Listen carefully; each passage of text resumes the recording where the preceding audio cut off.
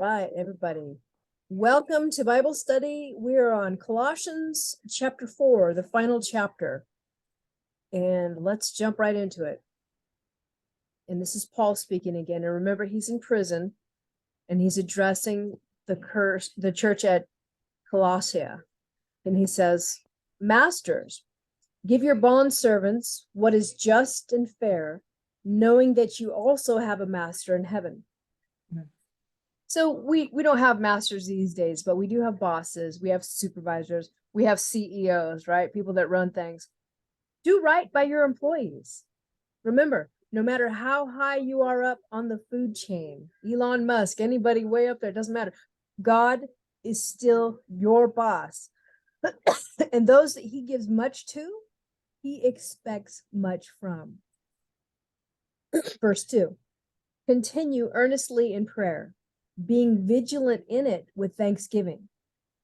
Meanwhile, praying also for us that God would open to us a door for the word to speak the mystery of Christ, for which I am also in chains, that I may make it manifest as I ought to speak. Once again, Paul is writing to them from prison, but yet he's really not concerned about his own stuff. He is more concerned for them and wanting them to be faithful servants of God. And he's still grateful for all of his blessings. And he's still asking that they pray for him and for his ministry so that he's able to share the gospel powerfully and clearly and be able to save souls. Verse 5, walk in wisdom toward those who are outside, redeeming the time. Let your speech always be with grace, seasoned with salt, that you may know how you ought to answer each one. Okay, so when dealing with anybody, when dealing especially with non-believers, we need to remember that we are representatives of Jesus, and we need to speak to them with wisdom, sharing God's grace. And we also need to share his gentle guidance in everything that they ask of us, in the hopes that we help bring them into that saving relationship with God. Verse 7, Tychius, a beloved brother, faithful minister, and fellow servant in the Lord, will tell you all the news about me. I am sending him to you for this very purpose, that he may know your circumstances and comfort your hearts. With Onesimus, a faithful and beloved brother, who is one of you, they will make known to you all the things which are happening here. Okay, so Paul sent his beloved brother Tychius over 1,000 miles to minister to this church. Think about it. We don't have cars. We don't have airplanes back then. He was either going by ship, he was walking, he was going by donkey. It certainly wasn't an easy trip, but Tychius was such a faithful servant that he went 1,000 miles to do what Paul asked him to do, and to provide comfort and to bring news back to Paul. Now that's a faithful servant. So if we're complaining about having to read a chapter here or there, I mean, we're really silly about that, right? And then he talks about Onesimus. Now, Onesimus was a former runaway slave, but Paul encouraged him to return to his master, Philemon. But still, respectfully, Paul refers to Onesimus as a faithful and beloved brother, esteeming him highly, even though he was still a slave. Verse 10, Aristarchus, my fellow prisoner, greets you, with Mark, the cousin of Barnabas, about whom you received instructions. If he comes to you, welcome him. And Jesus, who is called Justus. These are my only fellow workers for the kingdom of God, who are of the circumcision. They have proved to be a comfort to me. So these are his friends who were formerly of the Jewish faith. And he points Mark out. Now, back in Acts, Mark had angered Paul at an earlier time because he left him and Barnabas during a mission. So he no, I'm not going to go with him again. You take him, Barnabas. But obviously by now he let bygones be bygones, and he's obviously forgiven him, and he counts him as a brother now, which is good guidance for us. It's okay to be irritated with someone, but it's always good to forgive them and accept them back. Verse 12. Epaphras, who is one of you, a bond servant of Christ. Now, a bond servant was someone who would have been released from being a slave. Like typically, if you were the slave of somebody who was Jewish, after 7 years of serving, they would let you free. But they would willingly choose, if they wanted to be a bondservant, they would willingly choose to stay and remain a slave because they loved their master. And in choosing to do that, they would put their earlobe against the door and they would hammer a nail or an earring type of deal through their earlobe that would mark them basically as a bondservant. So a willing slave. And we should all be bondservants of Christ.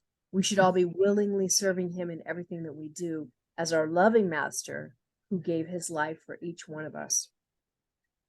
Epaphras greets you, always laboring fervently for you in prayers, that you may stand perfect and complete in the will of God. Now, Epaphras was a real prayer warrior. He was always laboring fervently for them in prayer.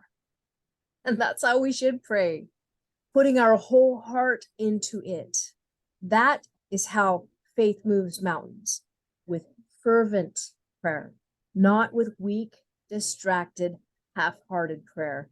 Prayer like that I'm guilty of on occasion, and I really want to be more of a prayer warrior, someone who fervently prays for others, like with all my heart. Verse 13. For I bear him witness that he has a great zeal for you and those who are in Laodicea and those who are in Hierapolis.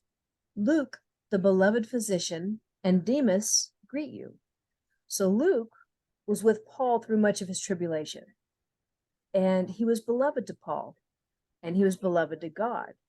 Luke wrote the second largest amount of the New Testament next to Paul. He was responsible for the Gospel of Luke and the book of Acts, very long books. Now, notice that he only refers to Demas with very minimal fanfare. He just says, Demas greets you, not beloved, not faithful servant, not brother. You can see that Paul is not quite as fond of Demas.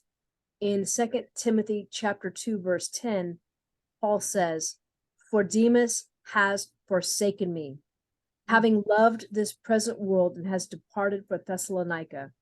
So already he's kind of lukewarm toward Demas, and later on in their lives, Demas takes off on him. So Paul could probably sense that, like, this guy isn't really saved. He's like more for the world than he is for serving Christ. Verse 15. Greet the brethren who are in Laodicea and Nymphas and the church that is in his house.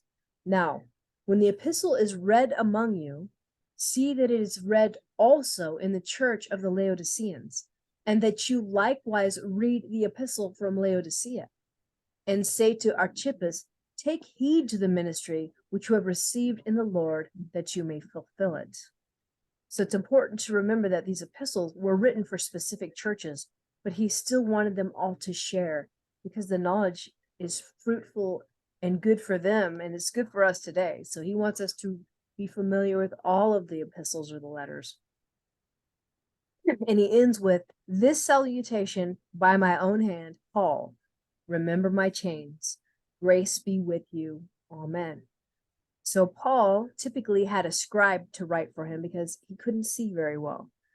But he made sure to mention that this letter was written by his own hand. And he mentions his current situation, that he's in prison.